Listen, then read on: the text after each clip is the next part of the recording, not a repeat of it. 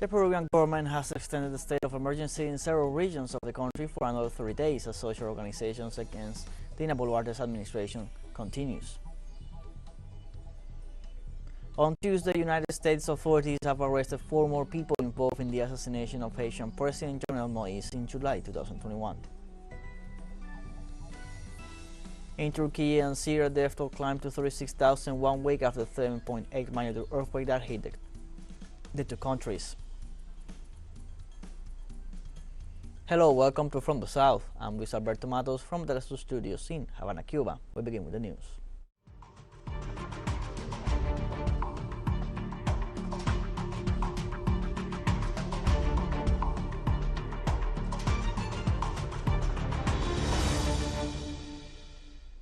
The Peruvian government has extended the state of emergency in several regions of the country for another 3 days. The announcement coincided with the offer of a special bonus to police officers who repressed demonstrations during the past weeks.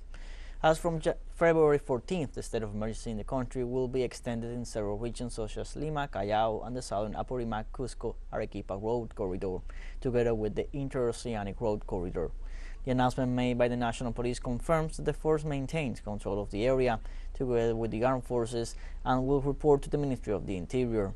In this context, the government announced on Monday that members of the Peruvian National Police in Lima and Callao will receive a bonus equivalent to 4 times their salary for their labor during the past weeks. Today, the repression by these security forces has left at least 48 fatalities in the midst of nationwide protests demanding the resignation of President Dina Boluarte. And on Monday, Peru's Public Prosecutor's Office informed that the death of 10 demonstrators after the repression of a protest in Ayacucho on December 15th are under investigation. According to local media, the mortal wounds were consistent with those inflicted by Army soldier rifles. In a statement, the public agency indicated that the Specialized Provincial Prosecutor's Office has managed to obtain 147 videos of municipalities and homes near the place of the events of December 15th. Local media reports that the forensic ballistic examinations carried out on 9 of the 10 deceased concluded that the entry and exit holes in the bodies are compatible with impacts of 5.56 mm caliber projectiles fired by long-range rifles like those carried by the Army soldiers on the day of the events. After years of pondering the measure, the Mexican government officially banned the human consumption of transgenic corn as of Tuesday in spite of the opposition of the United States. President Andrés Manuel López Obrador's government will no longer give authorizations for the use of genetically modified corn intended for human consumption. This decree replaces one from December 2020 and is strictly limited to corn. So canola, soy, cotton, and the rest of the raw materials are not subject to this regulation. The regulation prohibits the use of this type of corn for dough and tortillas, so it does not affect trade or imports, among other reasons because Mexico is more than self-sufficient in the production of GMO-free white corn. In this regard, the Mexican government faces a dispute with the United States over the trade of genetically modified corn. According to official data, it is a business of around $5 billion in which large transnational companies are involved. Colombia's President Gustavo Petro presented the health reform bill to the Congress of the Republic on Monday, considered one of the most important ones framed in his policy of total peace. The aim of the bill is to develop primary healthcare centers throughout the country, both public and private, with extramural teams to provide preventive care. It also proposes the recovery of public management of resources and the regionalization of care, access, and coverage of the system throughout the country. President Petro opened the doors of the presidential headquarters for citizens to participate in a health system reform awareness meeting. People held a rally in front of the Plaza de Armas and Núñez to express support for the bill and Petro's administration and announced new mobilization for Wednesday.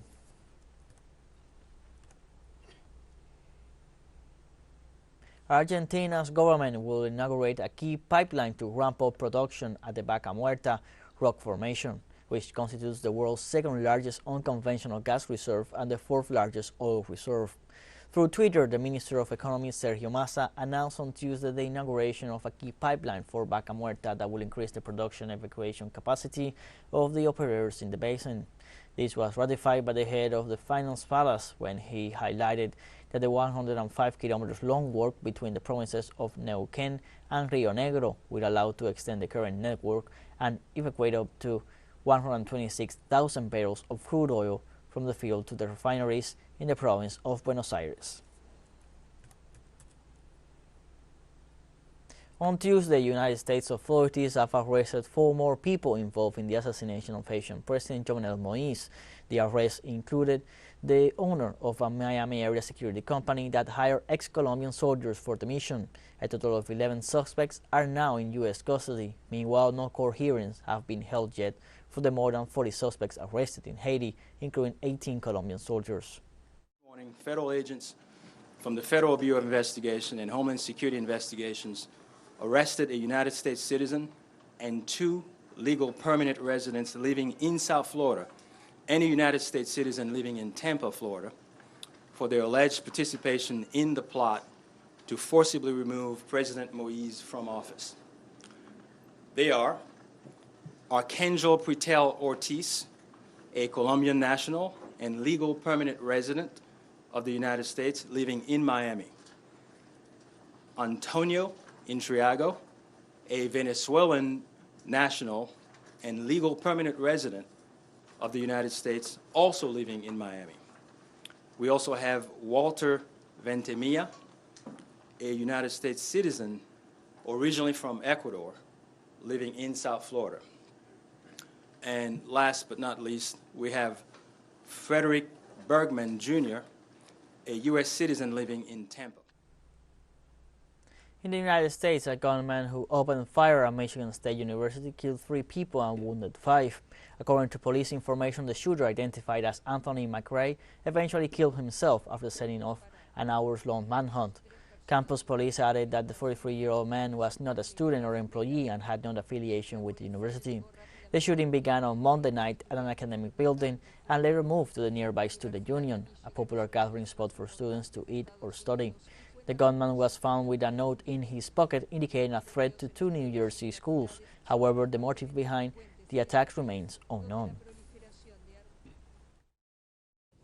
We are sad to report that there have been 3 confirmed fatalities. Date is the suspect in this incident was located outside of the MSU campus, and it does appear that that suspect has died from a self-inflicted gunshot wound. Let's take a short break, but first remember you can follow us on TikTok at the account of teleSUR English, in which you'll be able to see news in different formats, news updates, and much more. Other stories coming up. Stay with us.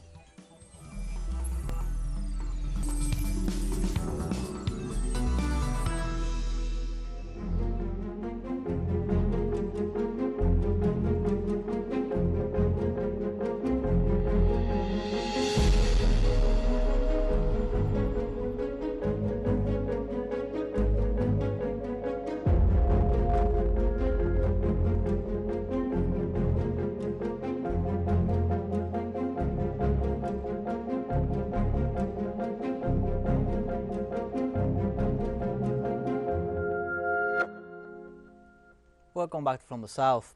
Search and rescue efforts continue in Türkiye and Syria after the earthquake registered in both countries, which have left more than 36,000 dead so far.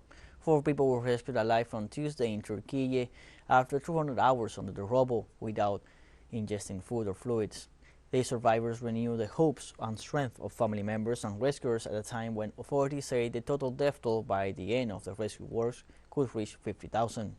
In this context, the 2 brothers, aged 17 and 20, found in Kahramanmaraş, together with another aged 18 rescued in Adıyaman and a 4th survivor in Hatay, have surpassed all expectations.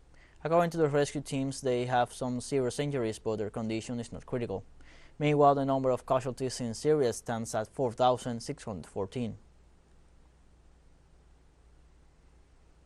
In this sense, the local Disaster and Emergency Management Authority announced that so far 31,974 people have died in the country as a result of the earthquakes. It added that since February 6, more than 3,000 aftershocks have been recorded in the region. The institution also stated that search and rescue operations continue under the rubble with approximately 250,000 personnel. The first Saudi Arabian plane delivering food aid for quake-hit Syrians landed at Aleppo's airport, Syria, on Tuesday morning. The aid arrived following the deadly 7.8 magnitude earthquake that hit Syria and Turkey a week ago. Other Arab countries have sent planes loaded with aid to Syria, including Jordan and Egypt. Meanwhile, Algeria, Iraq, Oman, Tunisia, Sudan, and Libya had also delivered aid to Damascus. Prior to Tuesday, Saudi planes had landed in Türkiye, with some of the aid also making its way into northwestern Syria. The United Nations launched an appeal of nearly $400 million on Tuesday to help earthquake victims in Syria, where the disaster has left millions in desperate need of aid. Good morning. Today, I'm announcing that the United Nations is launching a $397 million humanitarian appeal for the people of earthquake-ravaged Syria, and this will cover a period of 3 months. Chinese President Xi Jinping and his Iranian counterpart Ibrahim Raisi launched bilateral negotiations in the economic, political and strategic fields. The Iranian president arrived on Tuesday in China with a specialized delegation for a 3-day visit seeking to strengthen economic cooperation and to build relations between the two countries. Raisi is scheduled to meet in Beijing with his Chinese counterpart Xi Jinping to sign a series of cooperation documents, the government of Tehran said. Iran and China have strong economic ties, especially in energy, transport, agriculture, trade and investment, and in 2021 they signed a strategic cooperation pact. Currently, both countries face pressure from the Western powers over their positions on the Russian military operation in Ukraine. On Tuesday in China, the 2023 Belt and Road Media Community Summit Forum was held in Beijing with the participation of more than 100 representatives from 33 countries and regions. The participants from more than 50 mainstream media organizations agreed that the Belt and Road Media Community is an important cooperation mechanism of the Belt and Road Initiative in the news fields. Over the years, it has gathered extensive media power and actively carried out practical cooperation, making important contributions to deepening people-to-people and cultural exchanges. After 7 years of development, the Belt and Road Media Community has now more than 100 institutions in 63 countries and regions.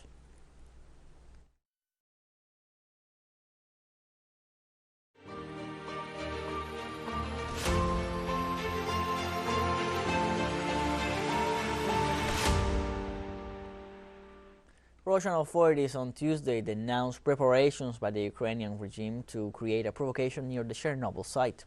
According to the Interdepartmental Coordination Center for Humanitarian Response of the Russian Ministry of Defense, Ukraine, with the support of the United States and European countries, are planning a large-scale information provocation to accuse Moscow of violating the Convention on Nuclear Safety in the area of the Chernobyl nuclear power plant. After the beginning of the Russian special military operation in Ukraine last February, the Russian forces took under their control 2 of the 5 nuclear power plants located on the territory of Ukraine. The decommissioned Chernobyl plant, which was the scene of the most serious nuclear accident in history on April 26, 1986, and the Zaporizhzhia plant in service, which today is the largest in Europe. Russia on Tuesday expressed its rejection of accusations of an alleged plot to destabilize Moldova. In a statement, the Russian Foreign Ministry pointed out that Moscow does not threaten the security of Moldova in any way and advocates mutual bilateral cooperation. The Kremlin also pointed out that the claims of the Zelensky government are completely groundless and follow the lead of the United States and other Western countries, which aim to stir confrontation between Moldova and Russia. The Russian Foreign Ministry also called on the President of Moldova to show wisdom, not giving in to provocations, to concrete on her work for the interests of her citizens and to understand the benefits of establishing relations with Russia. We have more news coming up after a final short break, so don't go away.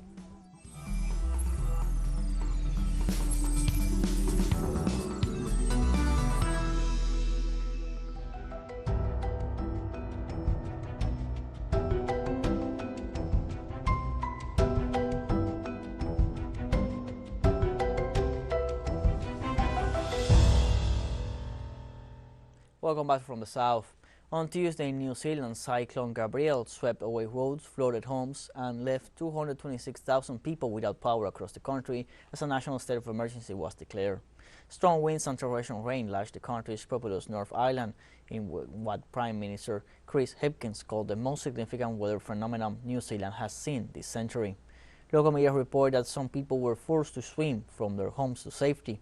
An estimated 2,500 people have been forced to flee their homes, but the number is likely to rise. Climate scientist Daithi Stone said Cyclone Gabrielle had been feeding off unusual warm seas driven by a combination of climate change and La Niña weather patterns. Cyclone Gabrielle is the most significant weather event New Zealand has seen this century. The severity and the breadth of the damage that we are seeing has not been experienced in a generation. This morning we declared a national emergency for only the third time in our history. We are still building a picture of the effects of the cyclone as it continues to unfold, but what we do know is the impact is significant and it is widespread. On Tuesday, South Africa declared a state of national disaster after floods caused by recent heavy rains, which have left at least 7 people dead and others missing. Local authorities said that 5 people have died in the KwaZulu-Natal region when their property was flooded. At the same time, they also reported the death of 2 other people in the northeastern province of Mpumalanga. The presidency declared that the measure is a sustained and coordinated response to the impact of the floods in the various affected regions. Local media also reported that the bad weather is threatening 7 of the country's 9 provinces, mainly on the east coast, open to the Indian Ocean. Meanwhile, the South African Meteorological Center forecasts persistent and heavy rains which could worsen the situation. In 2022, the country suffered the worst floods in its history, which killed more than 400 people.